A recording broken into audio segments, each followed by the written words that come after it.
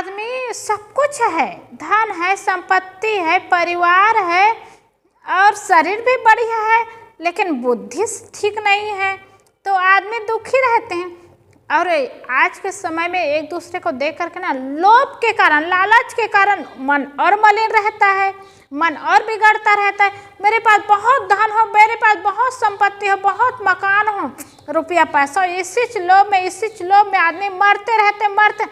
सब जानते हैं, अभी भजन सुने ना कि सब कुछ यहाँ छोड़ करके जाना है, रुपया पैसा को साथ में लेकर के जाना नहीं है और सबको ही संसार से जाना है। लेकिन रुपया पैसा के लालच में आदमी पछताते रहते हैं, तड़पते रहते हैं, छटपटाते रहते हैं। हाँ, कोई काम नहीं आता ये भी जानते हैं, लेकिन उसी लिए दुखी रहते हैं। इसलिए हम सबको इतना सुंदर जीवन मिला है, उपयोग की चीज मिली है और पैसा भी मिला है, उसका सदुपयोग करें। धन की 3 गति बताते हैं ना, दान, भोग और नाश। पहले दान करें, और यहाँ भी काम आएगा, परलोक में भी काम आएगा, वो साथ में जाने वाला है। उपयोग करते हैं, भोग करते हैं तो अभी काम आएगा, और दान भी नहीं किए और भोग भी नहीं किए तो नाशी तो होगा। हम मर जाएंगे तो सब कुछ छूट जाएगा, तो साथ में क्या जाएगा, पैसा वहीं का वहीं पड़े रह जाएंगे और घर में रहने वाले उसका उपयोग करेंगे और उसी के लिए मरते रहते हैं, छटपटाते रहते हैं। थोड़ा भी समय सत्संग के लिए, भजन के लिए, भक्ति के लिए निकाल नहीं पाते, पैसे के हविस में छटपटाते रहते हैं। एक सेठ जी रहे, वो बहुत धनवान थे। वो गांव में धनी के नाम से लोग उनको जानते थे, इतना धन था उनके पास। और उनके पास 100 डिब्बा था और 100 डिब्बा में 1-1 लाख रुपया रखे थे। वो खजाना के पोटरी थे उनके पास, तो 1-1 लाख रुपया रखे थे 100 डिब्बा में। अब बताओ, 1 करोड़ हो गया और 1 करोड़ रुपया सुरक्षित रखे रहे और पैसे के बहुत लोभी रहे और एकदम 1 नंबर के कंजूस रहे। ऐसे व्यक्ति भी होते हैं दुनिया में। अब वो व्यक्ति के पास पैसा तो था, लेकिन पैसा को उपयोग करना भी वो नहीं जानते थे और कंजूस भी रहे, उसका उपयोग भी नहीं करते थे और लोभी भी रहे। किसी भी तरह से पैसा और आए, यही हविस में पड़े रहते थे। एक बार उसी गांव में संत आए, सत्संग हुआ, तो गांव के वो धनी आदमी थे और किसी गांव में कुछ कार्यक्रम होना तो पहले धनी आदमी के पास जा कर के लोग मिलते हैं और चर्चा करते हैं। तो धनी आदमी को पता चला गांव में सत्संग हो रहा है, तो धनी आदमी भी गए थे सत्संग सुनने, और सेठ भी सत्संग सुनने गए थे और सत्संग बढ़िया चला और उनको एकदम सम्मान पूर्वक बिठाए, कुर्सी दे करके बिठाए। लेकिन वो तो महाकंजूस थे, सत्संग पूरा सुने और आखिरी दिन जब आया तो आखिरी दिन के पहले उन्होंने कहा कि कल समापन दिन है, अपने तरफ से पूजा बंदगी भेंट जो भी करना है सबको करना है, क्योंकि यही दान ही तो संस्कार बनाता है, साथ में जाने वाला है। ऐसी चर्चा के संचालक जी और जाते समय उस सेठ जी से मिल करके कहे, सेठ जी कल आखिरी दिन है, कुछ दान के लिए, धर्म के लिए कुछ पैसा ले करके आना, अपने तरफ से पुण्य की कमाई करना, धर्म करना। तो सेठ जी ने कहा अच्छा ठीक है, ऐसा कहा और सत्संग समाप्त हो गया और आखिरी दिन की बात थी। अब सेठ जी सोचने लगे मुझे ऐसा कहा है तो कुछ लेकर के तो जाना पड़ेगा।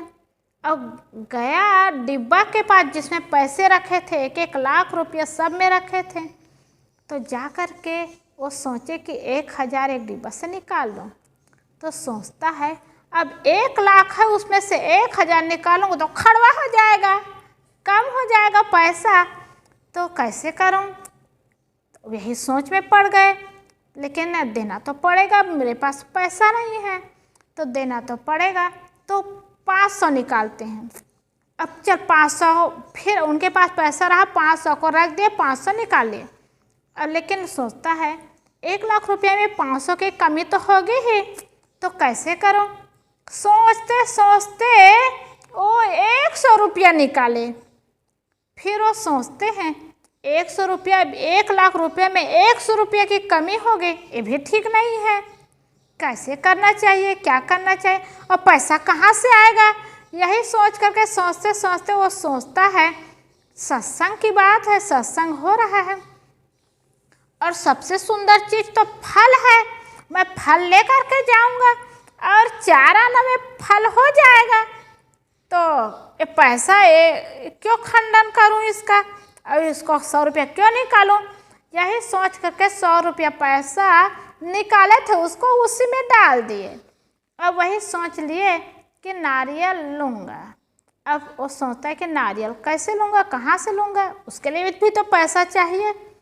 तो पैसा किसी से उधार मांगे नारियल लेने के लिए, और नारियल लेने के लिए उधार मांगे तो अब वो नारियल आज के समय में तो 20-25 रुपये मिलता है, पहले की बात रही होगी। तो बताए एक नारियल 4 रुपया में आता है, तो सोचता है 4 रुपये में नारियल आता है, तो उन्होंने कहा 3 रुपये में नहीं दोगे। तो कहा 3 रुपये में यहाँ से थोड़े दूर में आप जाओगे तो 3 रुपये में नारियल मिल जाएगा, लेकिन चलना पड़ेगा 100 कदम। तो कहा चलूँगा, और चला गया और चल करके वहाँ पूछा कि नारियल कितना है, तो कहा 3 रुपया। तो उन्होंने कहा 2 रुपये में नहीं दोगे। कहा यहाँ से 200 कदम जाओगे तो वहाँ स्टेशन है, वहाँ नारियल मिल जाएगा 2 रुपया में, तो वहीं जाके ले लो। अब वहाँ गया और जा कर के पूछा नारियल कितने हैं, कहा 2 रुपया। कहा 1 रुपये में नहीं दोगे। तो कहा 1 रुपये में लेना है तो यहीं पर बाग है, नारियल का बाग है, बगीचा है, वहीं जाके ले लो, 1 रुपये में मिल जाएगा। तो व्यक्ति सोचता है चलो 1 रुपये मिल रहा है, कम थोड़े है, जल्दी जल्दी चल करके वहाँ तक गया और नारियल पूछा, वही बिक रहा था वहाँ बाग बगीचा में। कहा कितने हैं नारियल, तो कहा 1 रुपया। तो उन्होंने कहा अरे 1 रुपया में यहाँ इतना दूर चल करके आया हूँ, 1 रुपये में नारियल दोगे, इसको 50 पैसे में नहीं दोगे। तो वहाँ नारियल बेचने वाले ने कहा तुम्हें 50 पैसा में लेना है तो नारियल के पेड़ में चढ़ जाओ, तोड़ लो, तो 50 पैसे में नारियल मिल जाएगा। तो व्यक्ति को लगा चलो 50 पैसा बच रहा है तो चढ़ ही जाता हूँ, बहुत दूर तो नहीं है, और तोड़ लूँगा और तोड़ करके लाऊंगा तो फ्री में मिल जाएगा। यही सोच करके वो नारियल के पेड़ में चढ़ा, और पेड़ में चढ़ा, नारियल के पास में पहुंच गया था, लेकिन पैर फिसल गया और उसी में चिपक गया। और चिपक गया तो अब सोचने लगा देखो नारियल के लिए वहीं खरीद लेता, लेकिन यहाँ तक आया, यहाँ भी नहीं मिल पाया, पेड़ में चढ़ गया, अब कैसे करूँ, क्या करूँ।